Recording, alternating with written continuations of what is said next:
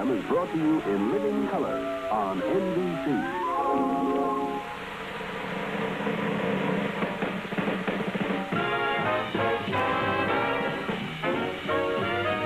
From New York, The Tonight Show, starring Johnny Carson. Johnny's guests tonight are Arlene Dahl, Henry Morgan, famed trial lawyer J.W. Ehrlich, Pete Mountain and his jazz group, Skitch Henderson and his Smoky Boys Orchestra, and me, I'm Ed McMahon. And now, here's Johnny.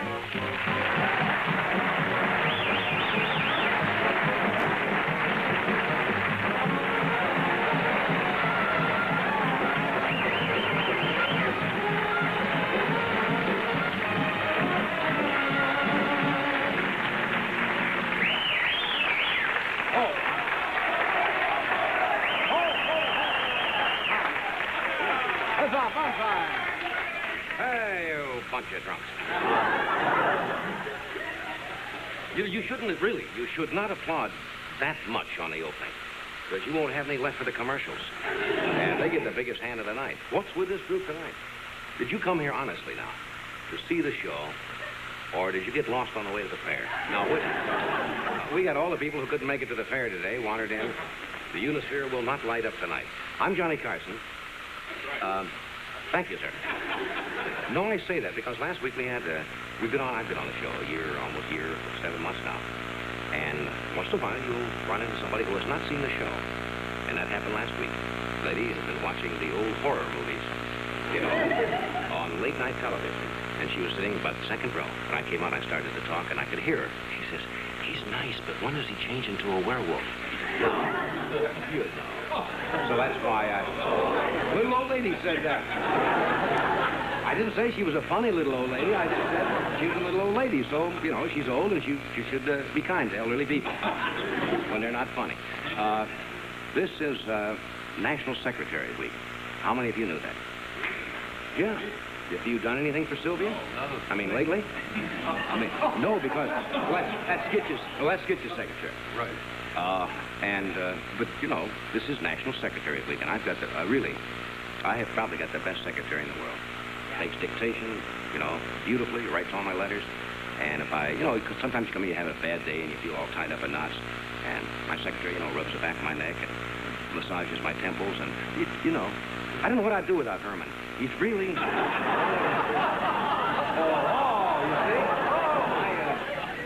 No, that's not true. I have a beautiful... She's standing right over here. That's my tip. Right over here. That's Jeannie. That's Jeannie. That's my tip. Come here.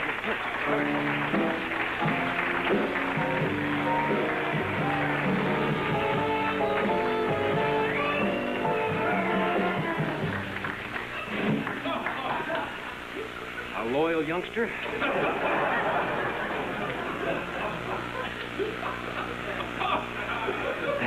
No, that's not. That's for real. That's Jeannie Pryor, and she's taller.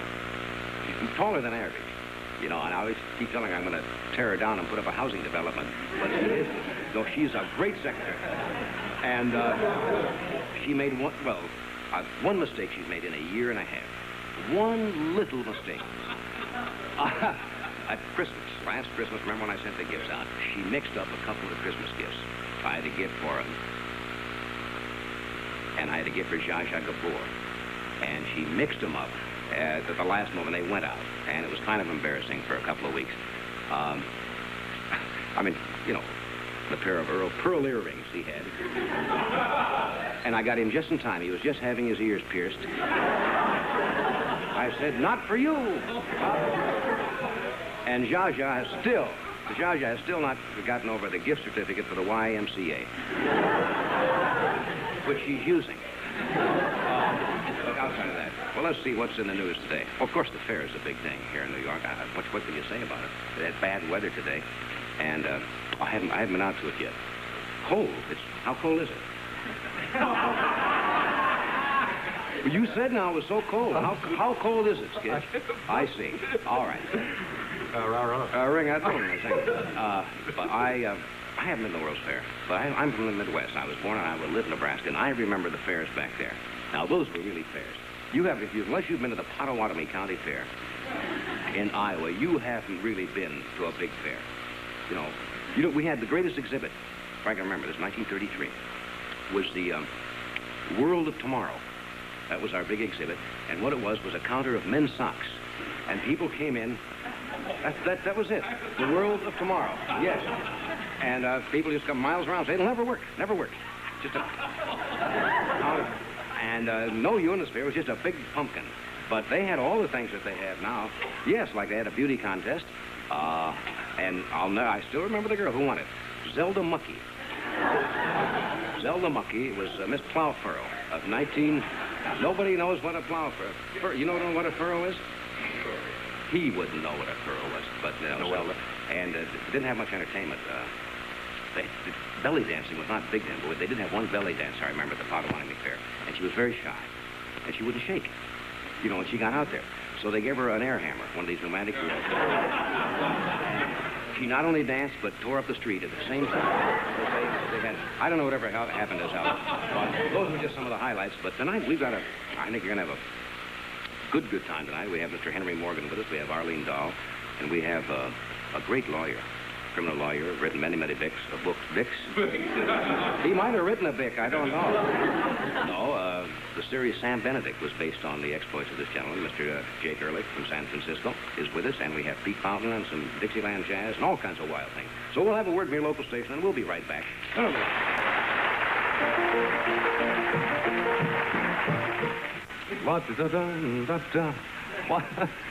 right. Music's music time, friends. I see by the old clock on the wall. They always say that. Hey, fella? What is it? What's up? You ready to go? What are we going to have tonight? Oh, we're going to have something reserved for 5. Is that the name of it? Yes. New? It's reserved for the saxophone section, headed by Mr. Schertzer. Wonderful group. Wonderful group. And Mr. Klink and Mr. Newsom exchanged pleasantries and improvisation. On the show? Yes, they do. I see. All right. Okay. How is this in 3? Who knows?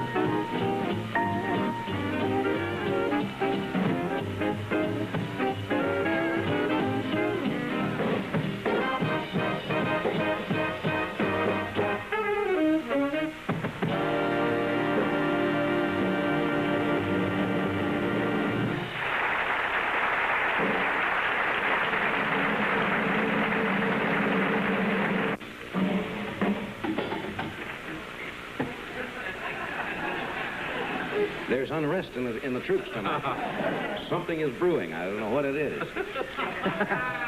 You plugged in the still again. Oh, it's First day in the world. I had a telegram here just before the show. Or somebody sent it in. It says, in the audience tonight will be 6 top 4-H members from Illinois, Indiana, Kansas, Oregon, Texas, and Vermont.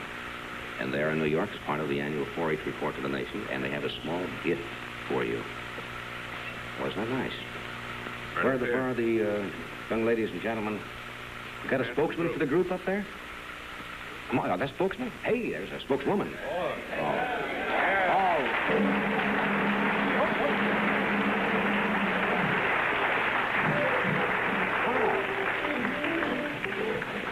Gee, I would hate to lose you on the way down here. That's tricky coming down those stairs. You are Claudia Truex, is that right? Right. You're from Indiana, huh? Yes, sir. How long you in New York for?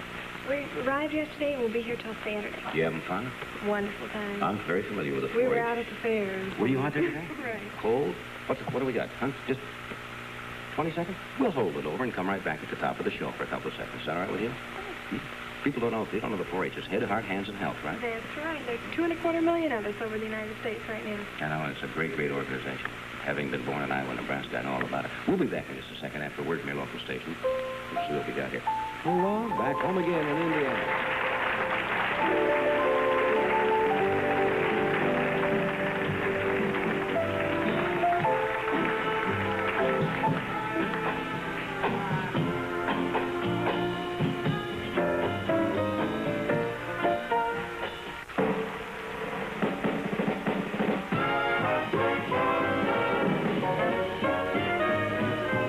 From New York, The Tonight Show, starring Johnny Carson.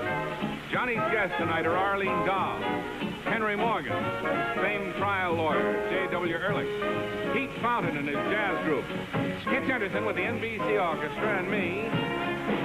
I'm Ed McMahon. And now, here's Johnny.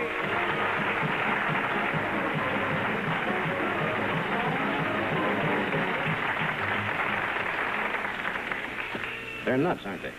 Absolutely nuts. The young lady sitting on my right is Claudia Truex. She's from Indiana, and she's with a young group of people back here for the National 4-H convention, or just a trip, or No, what? it's our report to the nation where we're trying to spread our story across the country. I understand you were in Washington, or are you going to Washington? We've been to Washington. We were received yesterday in the White House by Mrs. Johnson. Must have been quite a thrill. Oh, wonderful experience. I'll bet it is. And you brought me a little something. I don't know what it is yet. Hope you got some papers to keep down here. Looks like A little you got paperweight expo. with a 4-leaf cover with the Right. 4-H's on. Isn't that sweet? Well, that's very nice. Yes, I do have some papers to keep. I'll send out. Do I have any papers, Gene, on my desk?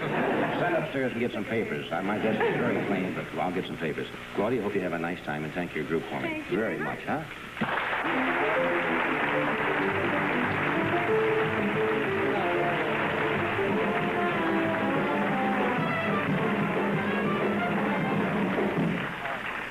Thank you, Claudia, baby. Now, the number here in... Why,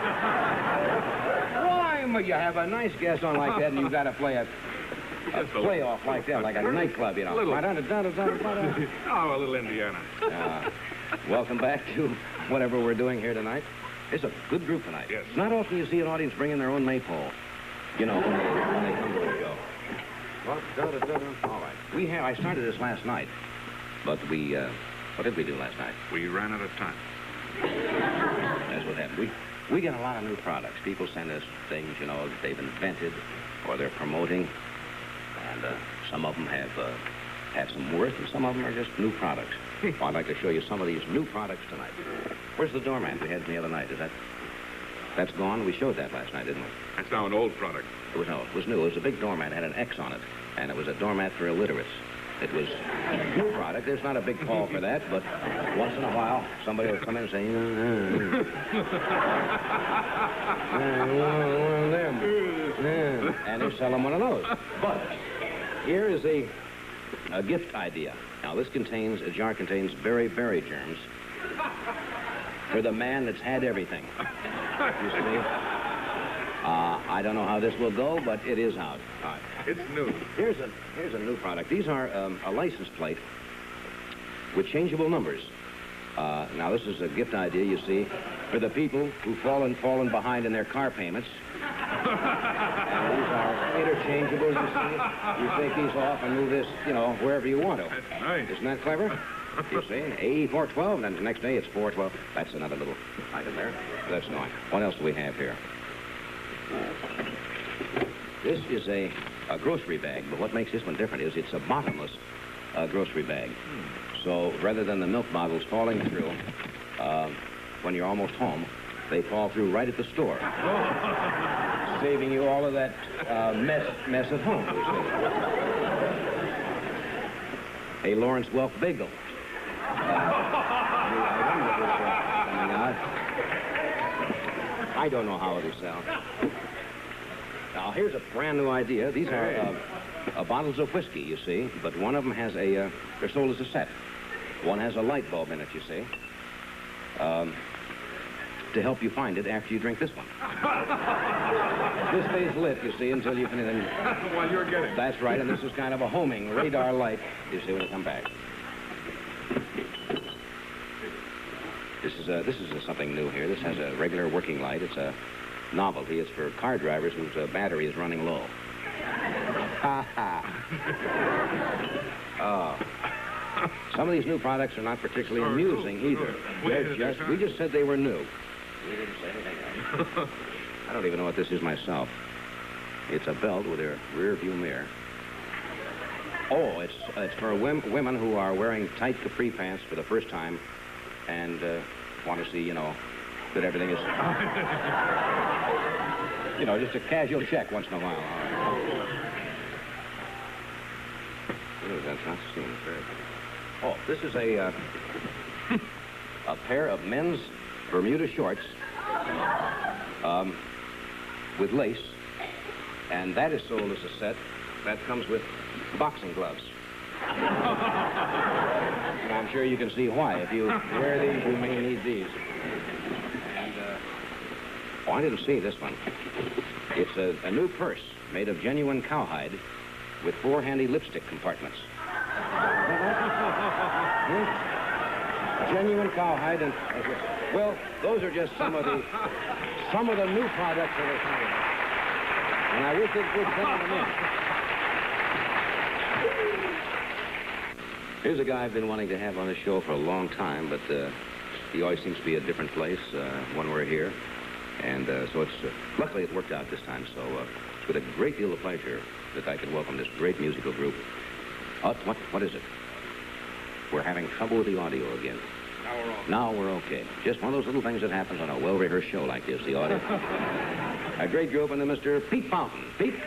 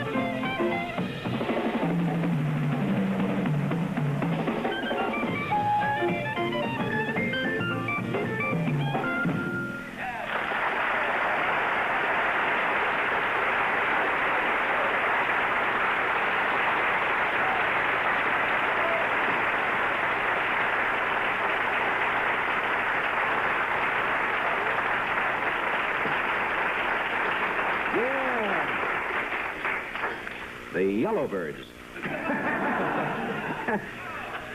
You gotta have color to see these jackets, huh? Oh. Well, what do we look? We look so drab. Next to that, we do. That's Yeah. perfect for what they're selling. That was Pete Pound along with Jack Sperling and Godfrey Hurst and Stanley Wrightsman and Oliver Felix, and they will be back later, and we'll do a It's been Avalon. whole big thing. That's a great song. Great group. Hmm? They have a recording? Really? I shouldn't see the cover on this. Is not too much. South Rampart Street Parade.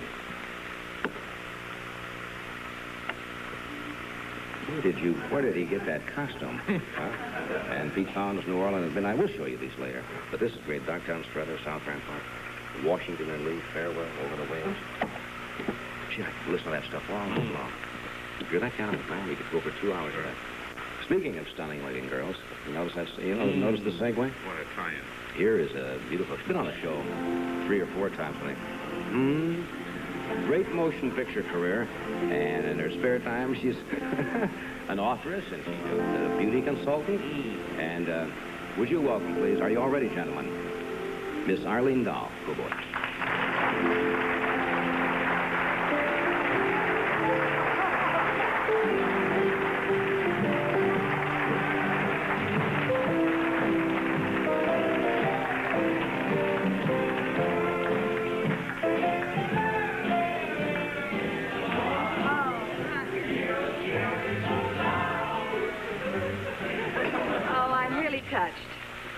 No, I'm sickened. I'm not touched at all. I thought that was going to be so beautiful. And the fellow's been practicing for, 20, 30 seconds. Who thought of that wonderful song? Our producer. Pitch, did you? I thought of that. Did you really? Yes, but I didn't know it was going to come out like that, or I wouldn't have thought of it at all. Did you have any singers in that group? Yes, Doc sings beautifully. Doc sings... We'll put it down. You'll excuse us for a moment. This is Doc Severinsen, who plays trumpet and sings. Oh, you beautiful God, you bring me beautiful song.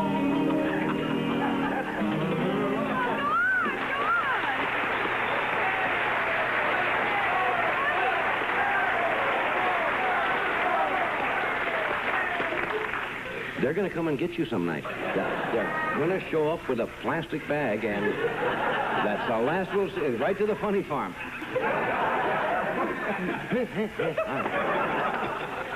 What are you doing up there? He really has a quality. He has a quality, though. Yes, he does. He really has a quality. I've never heard anything like it before. Well, Doc's from out in Oregon?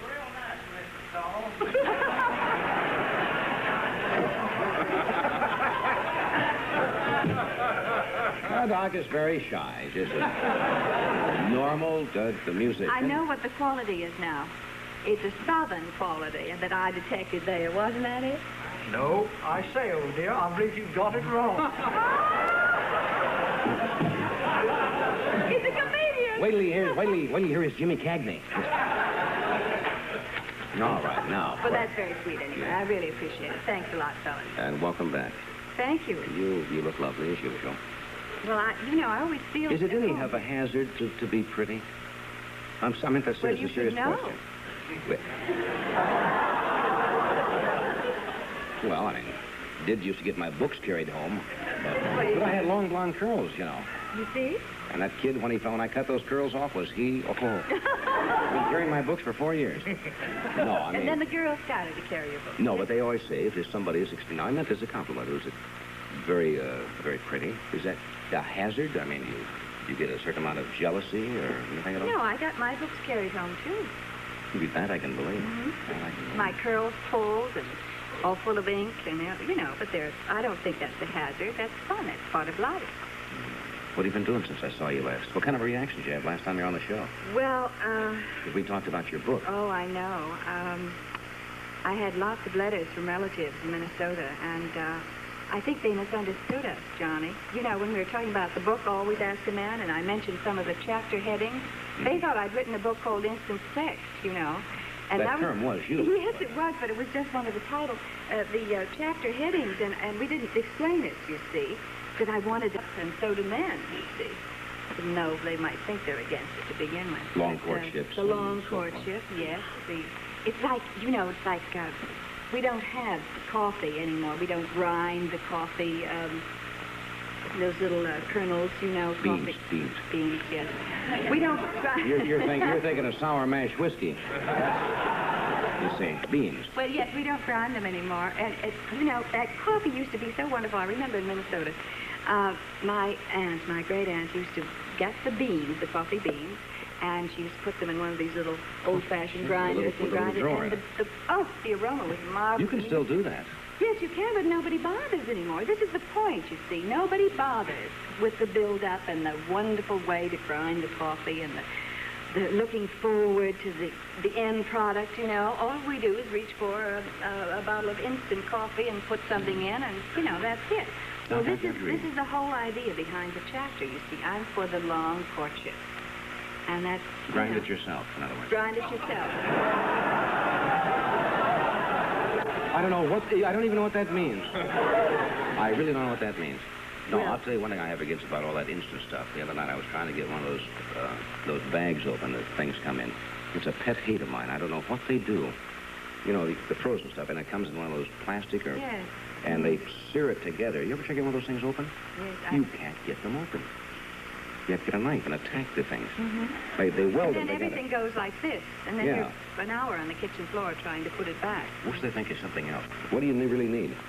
We got a cup? Well, I think we need it over on this side. All right, there's a cup and Yes. a tea. With tea regular. No, but your vibrations have to get into it, so you have to pour the tea in there. You can't just have the leaves. After this article you were talking about, and I think it was in one of the Sunday supplements a couple of weeks ago, I got so many letters containing tea bags. Dear Miss Doll, will you read my leaves? You can't read bags. Well, you can't read a tea bag. Well, it's What do you not need to easy, with just a dry tea bag. You want a cup, or is it just mine? It has to be in the cup. No, but are you prepared to drink a few? Well, I have to drink a little first. Oh, yes. You see, that's very important. We'll have a moment of silence while he... They have quite a few of these places in New York where you can go to have your tea leaves read. And you've never had your tea leaves? Well, Never, then I can... Good? Is it cold? It's not really hot enough. No, it's not. So does that make one any more difference? one more sip, and then we'll pour out the rest. Well, now, why do you have to drink it? Is that because you get personally involved with it? Well, that's right. Well, I mean, See, your vibrations go into the cup. Really? Yeah. Well, I certainly hope so. How do you vibrate tonight? Pretty strong? Yeah. Well, You're going to see. tell me. No, Now, hand me is there cream in there? yes. Oh, it's going to be very messy. Then we better put it back in the pot. Let's pour out about a fourth of this. Pour out about Yes, just a fourth, and leave a little liquid in the bottom. And I'll show you next what to do. Yes. Is that too much or no? No, that's fine. Now, I tell you what to do. You take the cup like this and rotate it. And as you pour out the rest of it, so that the leaves are around the lip of the cup. Let's get a few more leaves. Reach in there and just dip in, get a few more leaves, because we want a good person here. Is that enough? Oh, that's fine. How's that? Oh, that's marvelous. that Oh, enough? all of it. All of it. All right. Now, that's fine. Now, it's pretty messy, huh? Now, what do I do? Now, you take it between your hands, the cup, and you pour out the rest of the liquid in here. Yes. Rotate the cup as you go. No, Johnny. Slowly, like this. Like this. Oh, yes, that's it. That's why we have an extra saucer, because it gets a little messy. Falling leaves. Oh, that's perfect. Right on cue. Now, we're going to come back and you're going to read these? I'll try my best. All right, we'll be back.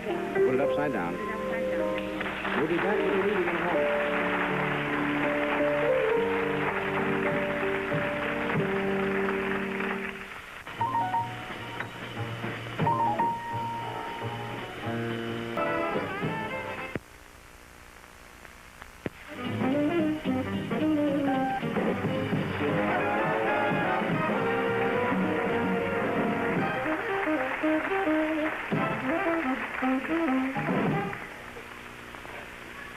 Pure discipline. What was that? Now, Are you ready? Arlene says she's never read tea leaves with, you know, with a music in between. With a musical background. It's Does wonderful. this change Yes. the reading at all? I don't know. We'll have a very musical fortune here. Now, for those of you who just joined us, I No. drank some tea, I moved this around, rotated, poured out the excess water, and turned the cup upside down. Now you make a wish. I make a wish. Do I have to tell what the wish is? No, you mustn't tell. Just make a wish. Close your eyes, make a wish. Just one, Johnny. Just one wish. I know, but it's so good, I don't... All right, I've made a wish. Now, thinking about the wish, turn the cup around 3 times clockwise. 1, 2. Thinking about your wish? Yes. All right. You know, you've got so many wishes. It's all on the outside of your cup. This is what you mean. What means your cup runneth over. You see. Oh, I see. All on the outside. I've only had one wish. Well, oh my goodness. What? They always start that way. Well, I tell you, would you like to know how this is done? It might be interesting for you. Can the camera get this cup? Our camera can do anything. I got my... We have a director used to direct tea leaf readings. Came directly from that to this show. He's the only one in the country. That's Well, right. this is December, and this is June. Why? January, February, March. Well, this is the way it's done. Oh, I see, on the zenith. Like it, you see. Oh, my goodness. Look at all the hearts around you. Isn't that marvelous? Your wish starts coming true right here, and it's next to your heart. That's wonderful. It's a personal wish, isn't it? Yeah, oh, sure. Well, of course it's a personal wish. Yes. But I mean rather than professional. Yes, it's a personal wish. Yes. Oh, it's marvelous. I gave up wishing professionally a long time ago. It's all personal wishes now. No, it starts coming true almost immediately. And let me see. Oh, my goodness. Not on the show. No, any minute, but not on the show. And then there's a large tree. You're going to move also, but this isn't until June. End of Move May. where? No.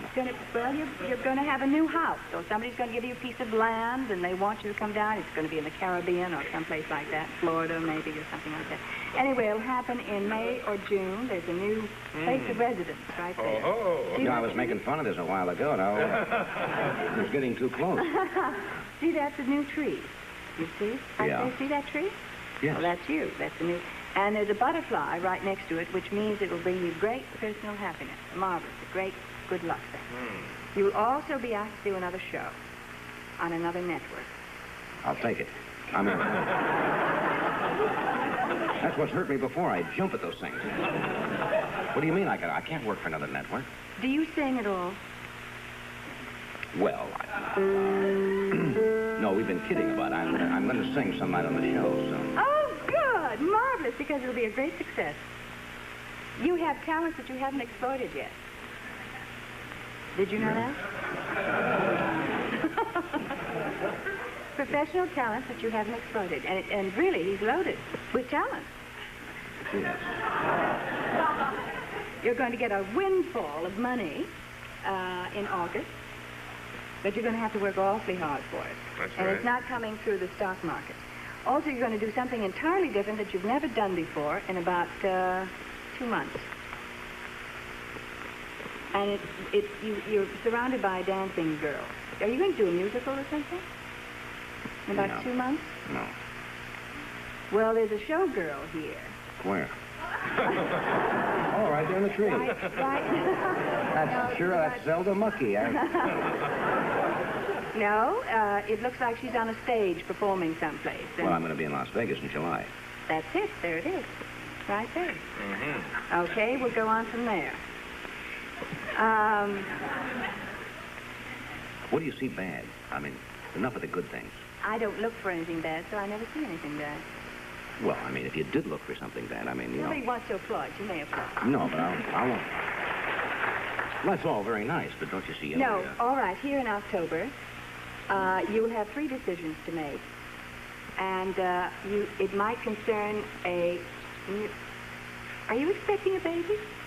Not that I know of. You could very well be expecting by October. How do you feel? Is that right? Yes. I think you got hold of some bad leaves there.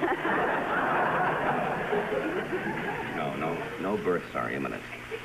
Well, you better check with your wife tonight, just the same, okay? Now, in January, a whole new turn of events is going to happen. You're going to have 2 homes. It may be one in New York and one on the coast, or one in New York and one in Europe, but you're going to have 2 homes, and you're going to bicycle back and forth, or fly, or however you get places. You might even take a rug after this. And it's wonderful, but you'll be working twice as hard, of course. But you may be making twice as much money. And you have a chance to exploit all your talents. He's going to be just fantastic. He's going to be so successful. Well, he is already, but I mean even more so. You see all that in those leaves? Yes. Are you next? Got to use the same leaves? No. Why not? It was a good reading. Why don't you? It wasn't bad. I'll take it. Put my reading on his tab. I wonder if Henry has ever had his tea leaves read. Don't believe so. Henry would, disavow the whole thing immediately. I would be willing to bet you that he'll say there's nothing into it. Mr. Henry Morgan.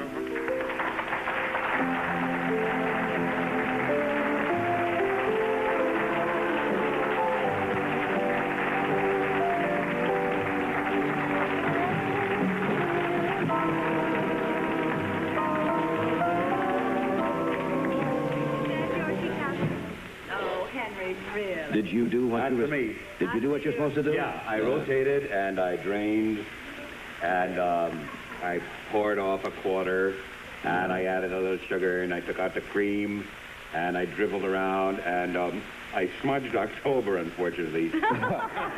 But the rest of the year is all in there, and I'm glad to hear about what's going to be with you. This sounds like a great year for me. By the way, I don't even use a cup. You don't use a cup? Drink? No. To foresee. Oh. You know where your wife is right now? Yes. In the theater, right? That's right. With Skitcher's wife, right? That's true. High spirits, right? That's right. Now see what you can do with a cup. Did you tell him? Nobody told me. That's pretty good. You just, the waves... I read fruitcakes. Good guess.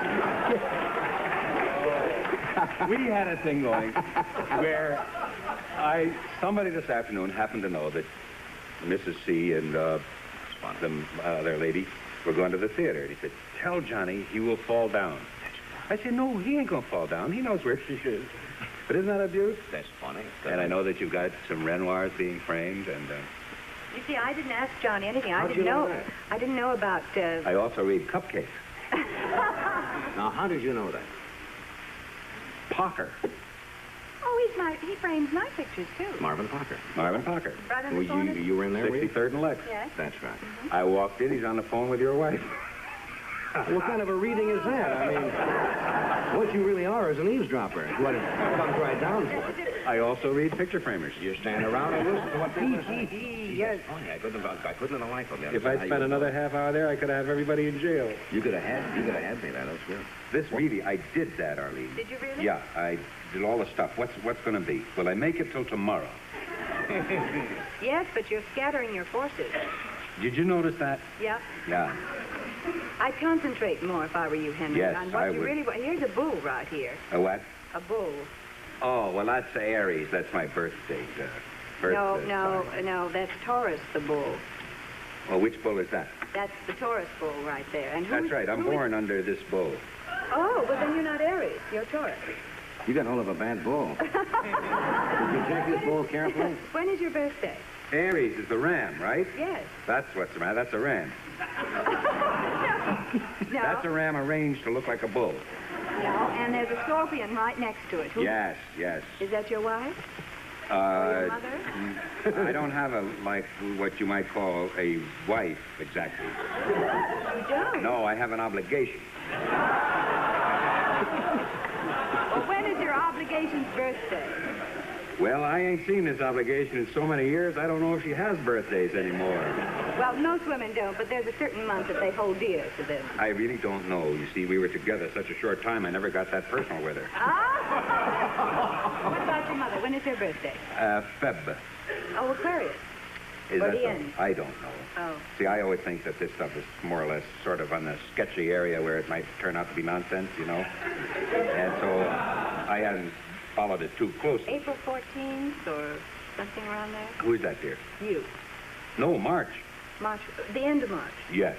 Yes, has to be if it's... Yes, if it's Aries. Yes, it's Aries. Don't ever get your sign mixed up. That's very dangerous. I know. I've had a lot of trouble with that. Yeah. No, but there definitely is a bull there. And Oh, there's a lot of bull in me. No, but you're going to be associated with this bull in a partnership that has to do with writing. A writing partner? Yes. Say. It has something to do with the spoken word. Yes, I'm in that racket.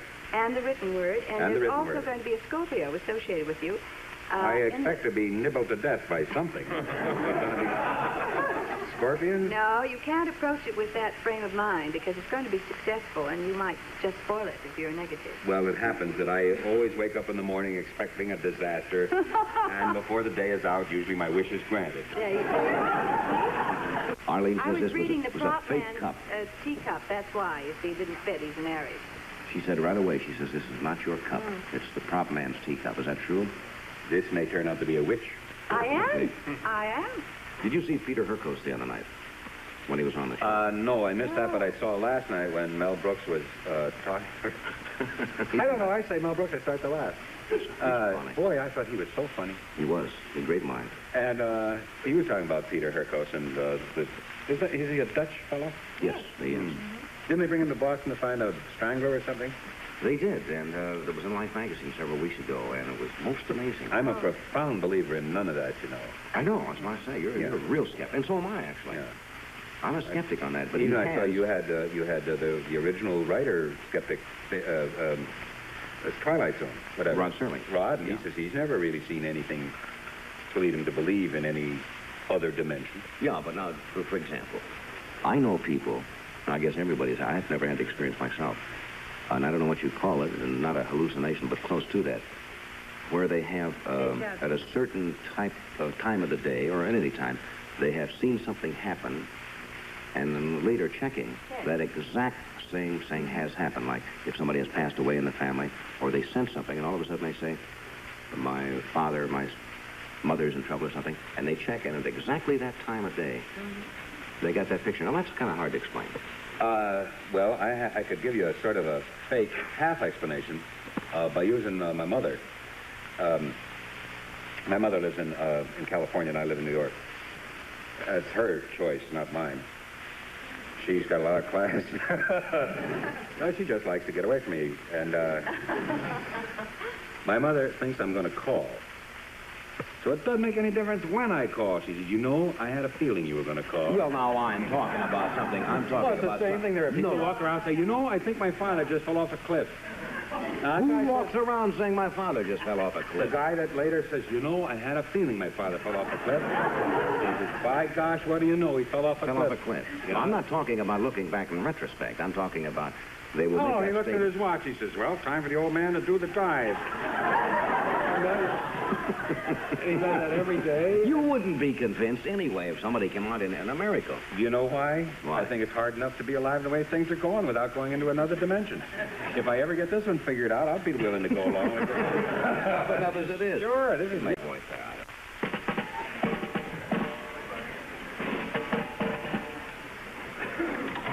All right, men. What happens here? How are we going to kick this whole thing off? You gonna lead off? All right. Peter, you ready? Troops? All right. Go.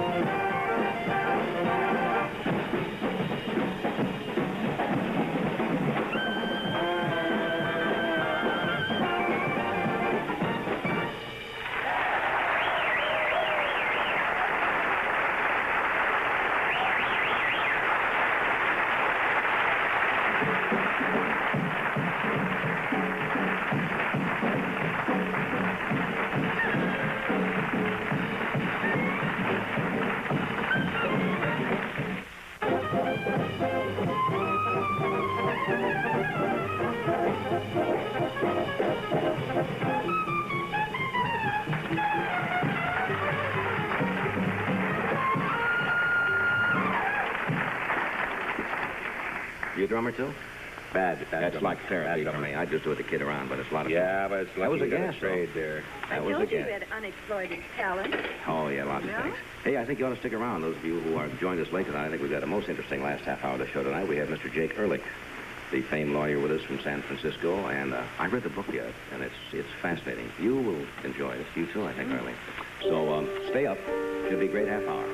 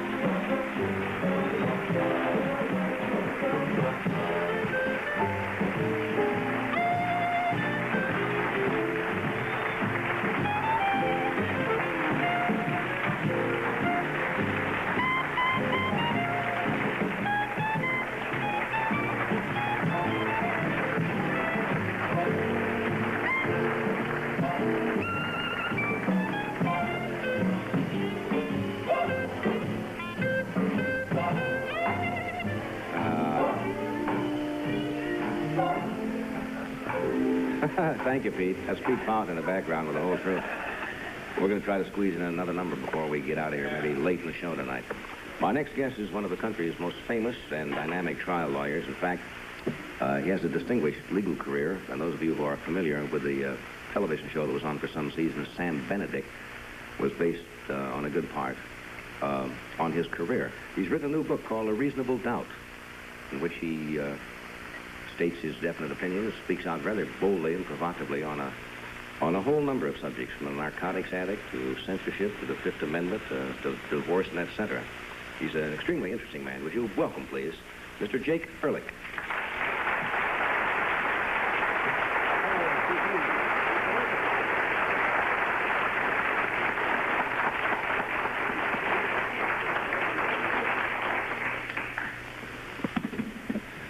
Good evening, Counselor. Good evening. I always hear that. They say that on television all the time.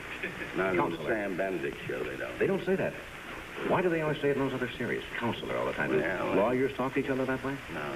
No. You ought to hear lawyers talk to each other. This is a most fascinating book.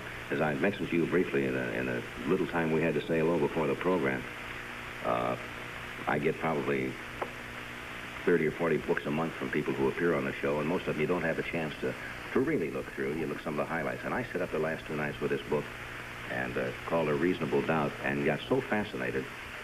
I guess the lay people who don't know much about the workings of the law, this is all fascinating. I'm glad what you like it, what you John. do. Most interesting. One statement you had in here, it says when you are defending somebody, you say the first thing that you tell them is never plead guilty. Never plead guilty. Every man's entitled to a trial. He's presumed to be innocent until the contrary is proved to a moral certainty beyond a reasonable doubt. And that's his right under the law, and he ought to avail himself of that right. So never plead never guilty. plead guilty. Let me ask you a question. Mm-hmm. What is your name? What is your name? I refuse to answer. No. My name is Johnny Carson. How do you know that to be your name? Well, it's on a birth certificate, legally That's recorded. hearsay. That's hearsay? Well, of course. I mean, if it's legally recorded, That's still hearsay. Suppose you were born, and I must assume that you were born because you're here tonight with us. There's a certificate made out not by you, certificate made out by somebody else, that a boy child was born to Mr. and Mrs. Carson, and that he was named Johnny. Mm-hmm. That doesn't mean that you know that to be the fact. That means you have read that to be the fact. Okay? Yeah, I see what you mean. In other words, I only have to go by what is recorded. You're pleading guilty to something that you don't know of your own knowledge. In other words, I should have said, if somebody asked me who I am, I say I plead not guilty right off. It doesn't go quite that far. not that Plead far. not guilty. I see what you mean. That is hearsay. I'm only accepting what somebody has what said. somebody else has said. But that would be legal. I mean, if you come in with a birth certificate, that proves you're more. Well, birth certificates are legal until they're attacked and proved to be invalid. That has happened, too. I get such a kick out, I think, about the second chapter of the book on new lawyers who start when they are trying to question a client and the things that they learn in court by not over-questioning or going too far. There are a couple of... Give a couple of that's very dangerous. That's very dangerous. The apocryphal story is about the defense lawyer who's defending a fellow for driving while drunk. And the officer took the stand, and the district attorney asked him a question, and he said, yes, the defendant was drunk. All right. Your witness, he says to the defense. The defense says, how long have you been in the police department? He says, 1 year. Well, then he should have stopped right there. But he says, well, just a police officer for 1 year? Does that give you the authority and the learning and the experience to say that my client was drunk from what you observed? He says, oh, no. Well, then what was your reason? Oh, bartending for 18 years. In other words, quit when you're ahead. Quit when you're ahead. Quit when you got a no answer or a yes answer, the case may be. You lose cases. Yeah, all lawyers lose cases. Sure. Well, when you're defending somebody, say in a criminal action, say it's a capital case, there's so many lawyer shows on television that I'm sure they can be no more closer to the truth, most of them, than... Most of them are pretty close. Do you feel really bad if you lose a case? I mean, especially if it's... I am the most miserable human being on earth when I lose. I go into that trial to win because I believe in it. Otherwise, I wouldn't be in it. And when I do the best I know how and something goes wrong, I suffer. But you've got to put yourself in your client's shoes, you know. What about the lie detector? We were talking about this device one night. No, the lie detector is hokum and it's bunk. It's like threatening somebody with a bullwhip. They say to a man, will you take a lie detector test? Now, you can't use the results of a lie detector test in the courtroom. The lie detector depends on a piece of machinery, depends on the person asking the questions. It depends on the physical condition of the person of whom the questions are asked. And it depends also on whether the connections between the machine and the person are put in the proper place. It really takes a tremendously trained person to handle all this, doesn't it? But there are none. There are none. There was a case in the newspaper the other day where some little girl had gone in for a secretarial job in Washington, the government, and they strapped a lie detector on her, and then some guy who'd been with the department for, 2 weeks with this machine was asking her all kinds of personal questions and so on. Certainly, but what they use it for, it's an instrument of fear. They say, now, if you're not guilty of this, well, why don't you take the lie detector test? In other words, indirectly making you testify against yourself. And nobody has to testify against himself. No, nobody has to testify against himself. Now, you find, I've seen some of these lie detector tests, and I think the fellow who was taking them in this particular series, he should have been convicted of some crime or other, mopery or something, because it was terrible what he did to this poor unfortunate. How do we do away with things like that? Well, we don't accept them in the law. We don't have anything to do with them. And yet still people are kind of coerced into... They're coerced into it because they feel if they say that, well, I won't take it, why, that indicates that something wrong. And it's a very bad thing. But is there any way possibly that you can by law, get rid of people using lie detectors? There's no law for it and no law against it. But you would if advise... anyone asked me to take a lie detector test, as we use that term commonly, nothing doing. In other words, would you advise the average person not to take a lie detector test? I would advise everybody not to take it. It's of no value in the courtroom. Can't do you any good. Why take something that you've got a 100% chance of losing? Can't do you any good and you can't win. Let's talk about the Fifth Amendment a little bit, because this is a term that has been bandied around very much in the last few years because I guess a great deal of congressional investigating committees, and where people have said, I refuse to answer. It's almost become a gag now. But... And he is now going to investigate some particular subject that he has chosen. Well, let's just take the entertainment business. Oh, the entertainment business. Yes, there's been something going on about that. And he decides to sit up, and they put the cameras up around the room, and they call John Doe in. Now, in the first place, the mere fact that they call John Doe, the people say, uh-huh. Why John Doe? Why not Richard Rowe? You see? They can't walk you into a courtroom that way, but they can bring you before the committee. Well, it was in a court of law. They would have to have some reasonable reason. indictment or arrest you in the commission of an act or file an information or complaint. But a Senate committee can actually just say, I subpoena so-and-so, and you must come in and answer questions. You come on in. All right. And if you don't come in, the United States Marshal will go and get you. Now they now bring you in. And they say, now, Mr. John Doe, how long have you been connected with the entertainment world? Oh, I've been in 30 years. Well, did you know that there is such a thing as overcharging for tickets? Oh, yes. And did you go along with that? Well, what could I do? I couldn't do anything about it. Well, you're in the theatrical business. You got a theater, too, haven't you? Yeah. Yes. You're in the theatrical business. You got a theater. You know that they're overcharging. You know that they're robbing the people. And you say you can't do anything about it. Tell me why, Mr. John Doe. Why can't you do anything about it? Now, John Doe has now been held up to ridicule before the people who are watching the cameras. And John Doe hasn't done a thing. John Doe merely is a hard-working man. He owns this little theater, and he is now put in the light of a man who's conspiring in some way or other to overcharge people for admission to his theater.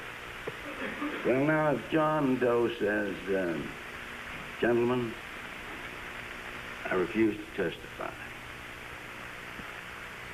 then the senator will say, you refuse to testify for what reason? On what ground? Now, John Doe is there all by himself. There's nobody there to help him. Well, he says, I guess, I just don't want to get into this. Well, that's no reason. And suddenly, the American John Doe thinks of, take 5. He's on the Fifth Amendment. Well, now, wait a minute. How can you refuse to testify because the Fifth Amendment, you've got nothing to worry about, have you, John? No. Well, then why don't you testify? Well, I'm not going to testify. Now, John may not want to say that one of the men selling tickets overpriced in violation of that particular ordinance might be a friend of his, might be a relative of his. So now John Doe has committed no crime, has done nothing that he ought not to do, violated no law, doesn't want to hurt Sam Stibbins or whoever it is. Now John Doe is now cited into court to show cause why he shouldn't be held in contempt of the committee for using the Fifth Amendment. And there, some time ago, was a book put out by a United States senator. Most all of the book had to do with the committee hearings, a rehash. Mm-hmm. And there was only one chapter in the book was worth considering. And that was where he said that too many people were availing themselves of the right under the Fifth Amendment. Well, if the Fifth Amendment is not good law, if we are to be called criminals because we use it, well, then let's take it out of the Constitution. Let's get rid of it. Now, you will recall history, or the reading of history, rather, that we had some difficulties with Great Britain about Star Chamber proceedings where they brought you in, sat you down, and gave you a rough time to make you testify. That's why we put that in there. In other words, the Fifth Amendment was set up to keep people from testifying against themselves. In other words, no person can be allowed to testify That's right. against himself. Now, is that a good amendment? Well, certainly it's good. Then why has this slur been attached to it? Because of the way it is applied, Johnny. I am now the senator from Chocomo, and I have ambitions. Now, there's no way that I can get on these machines quicker, except on the Johnny Carson show, but no way quicker than by organizing a committee and investigating something of some general interest. They investigated crime, all the crime in the world. Johnny, how many cases were prosecuted in the court of law? None that I know of. But look at the record of how many people they've smeared and destroyed, how many families they've ruined. There are people now who cannot get a job in this country. No, can't get a job. Not only in the entertainment industry, because they pleaded the Fifth Amendment. Now, whether they were guilty of anything is not the case at all. But suppose someone many years ago, when there were a lot of popular organizations that nobody knew what they were, and people seem to forget that during the war, we were an ally of Russia, and many people, it could have been possible for me or anybody to join some organization, Friends of So-and-so, on the surface, a well-meaning cause. And so you joined it, maybe you went to a meeting, maybe you didn't, but you just maybe signed up for it, you were on a letterhead. Now you were called in, as you say, in front of a committee, and he says, did you attend a meeting of so-and-so in 1938? All right, if he says, yes, I did. He says, who else was in attendance? Right. Now, I don't know what I would do in that position, but I certainly don't think you would want to turn around and enumerate 10 people that you know who were there. Johnny, so you say, I refuse to testify on the grounds, and you're dead anyway. If you said that there was just one other person. Now, there's Henry Morgan, say, for example. Henry Morgan. Then there's a conspiracy between Johnny Carson and Henry Morgan to violate this law. Now, you may have been in this meeting, never even discussed it. You may have been talking about girls or something beautiful or anything you choose, nothing about this matter. But now the moment that you say, yes, I was there, who else was there? Henry Morgan was there. I wish you'd use somebody else. I really do. Well, you were there. As a matter of fact, Yeah. Mr. Ehrlich, I lived through this. Well, Barely lived through it. it's a very bad situation. You're now guilty of a conspiracy. Now, if you say You didn't have to join anything, you know. nothing, If you just went to a dinner, which happened to me, somebody would say, are you for middle-income housing, we'll say. And that was pretty close to what it was. I said, yeah, I guess so. They said, would you come to a dinner, the thing? 10 years later, some brilliant man comes around and says, oh, you went to a dinner for the thing for the income, the housing. I said, yep, and I do it again, you see. Well, there was a communist organization that's sponsoring that. I said, well, why didn't you tell me 10 years ago? No, now I know that too, now. But when you tried to do good, you could get killed. I was for the housing. I didn't know who was. Well, this is exactly why this Fifth Amendment has become muddled, and because if somebody takes it, you are guilty because you take it. Sure. It's a Fifth Amendment, they say, and that's it, and it kills you. Well, Mr. Ehrlich said in the beginning, the fact that they call you in. Why are you there? Now you're in trouble. why are you there? That's all. Now, you know, when they had this, I want to say ridiculous hearing, and I'll call it that, down in Washington about television ratings. Oh, yes. They asked me to go down. Now, I said, what would happen if I would refuse to go? I said, they said, well, they would issue a subpoena. That's right. So I went down to Washington. I talked about it on the show. For this, they were investigating television ratings. Now, nothing has ever come of that. People have been familiar with television ratings ever since radio has existed. I don't know what they think they were going to do about it. They exist. And we went through a whole lot of stuff. He says, did you ever lose shows because of a television rating? And the naivete of the question, I said, yeah. Did you know other people lost them? I said, yes, Senator, I did. And they went on and on and on, and when it was all over, nothing ever happened about it. No, but if you don't except go... that they got some publicity. A lot of publicity. It was on television. And then there's another thing you should remember hereafter, Johnny. Never volunteer to go. You want me, you subpoena me. in addition to... In other words, rather than accepting, I should have been subpoenaed. That's right. Well, I just because figured then if you're I brought didn't in there against your... In other words, rather than accepting, I should have been subpoenaed. That's right.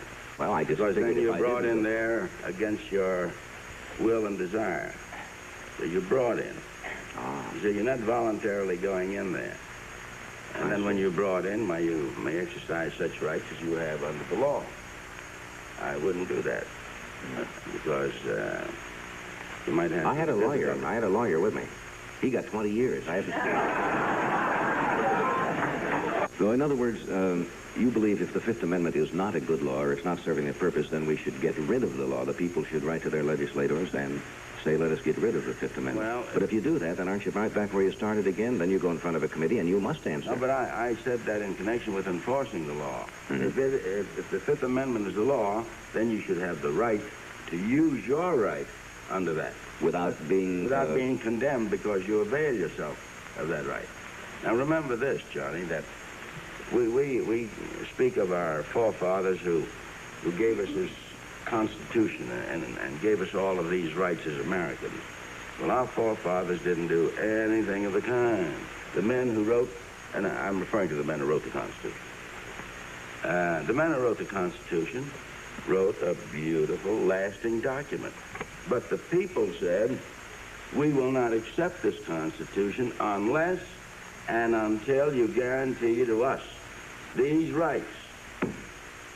Don't force us to testify against ourselves. Give us a lawyer when we go to court. Supreme Court of the United States has just discovered that lately. It's been there for many years. Give us a right to trial by jury. Don't take our property away from us without taking care of the cost of it, without going to court. Don't destroy our right to freedom of speech.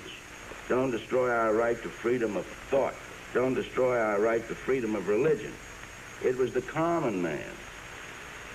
These people sitting here, all of us, in those historic days, who insisted on these rights.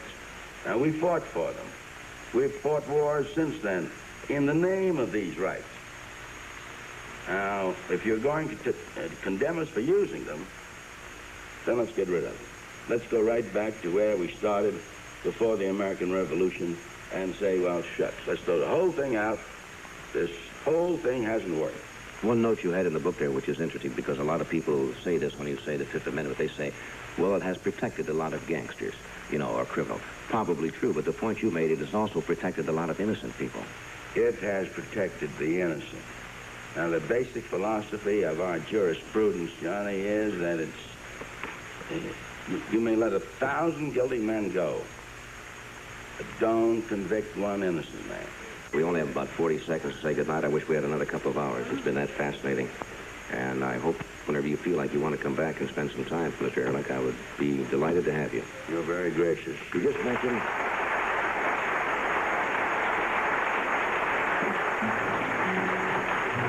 Thank you, Henry. Thank you, Arlene, for the reading tonight. Good night.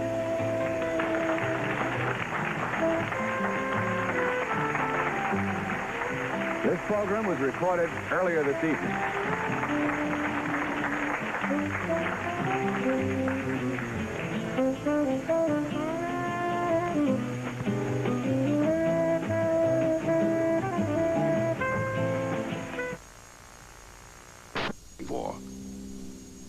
She left 1 to 10 for his wife, played by Courtney Thorne Smith. Not everything is that important, okay? Potpourri, 2. Okay? The size of your ass. Well, that would be enough.